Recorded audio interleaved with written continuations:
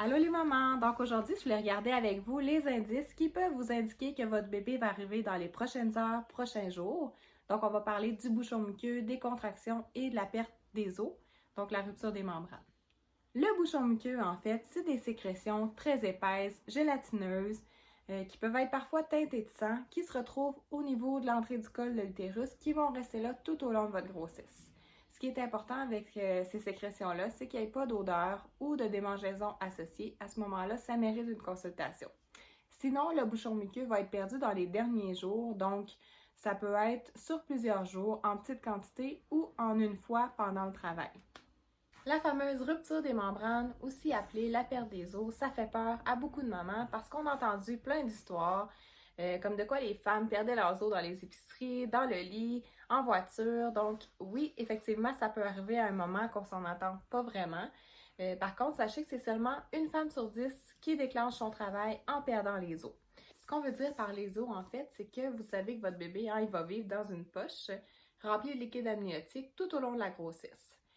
Vers la fin de la grossesse, il va se mettre à descendre tranquillement, il va se préparer à l'accouchement, donc il va venir faire une pression au niveau de la membrane de la poche, qui est composée de 2 couches, soit dit en passant.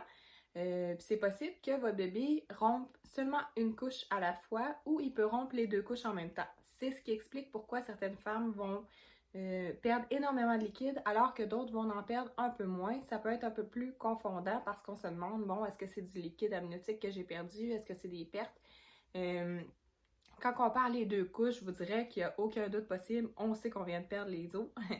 Mais quand on perd seulement une couche, ça peut être confondant. Donc, c'est important que vous perdiez une couche ou 2 couches.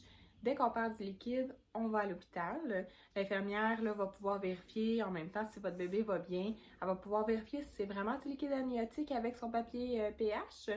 Puis aussi, votre test de strep B.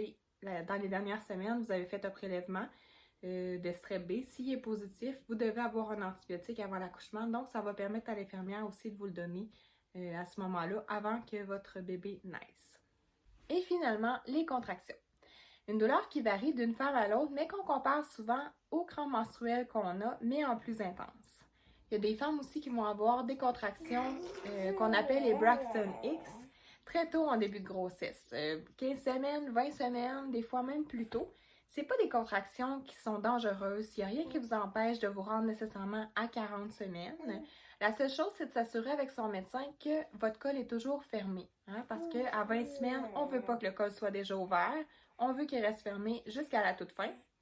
Le début du travail, qu'on appelle aussi la phase de latence, c'est souvent accompagné de petites contractions irrégulières, pas trop longues, pas très intenses non plus, qui ne nous empêchent pas de vaquer à nos occupations. Ça peut être une période qui est plus ou moins longue, dépendamment des femmes. Donc, ce qu'on conseille à ce moment-là, c'est d'aller prendre un bain. Vous allez voir si ça diminue ou si ça cesse, c'était du faux travail. Il ne faut pas se décourager parce que ça fait mûrir le col, ça le fait travailler. Pendant la grossesse, le col est très épais. À la fin, il vient s'amincir, il vient s'effacer.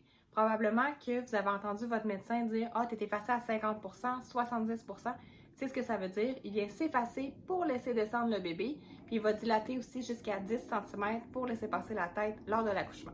Donc, si au contraire, vos contractions continuent, ils n'ont pas cessé, ils n'ont pas diminué, qui sont aux 5 minutes depuis 1 heure, c'est le temps d'aller à l'hôpital. Le pire qui va arriver, c'est que l'infirmière va vous renvoyer chez vous parce que vous n'êtes pas assez avancé dans votre travail. Mais habituellement, quand ça fait 1 heure que vous êtes aux 5 minutes, ils vous gardent à l'hôpital, surtout si ce n'est pas votre premier bébé ou si vous habitez en région plus éloignée, là, que ça vous prend environ, pour dire quelque chose, 30 minutes vous rendre.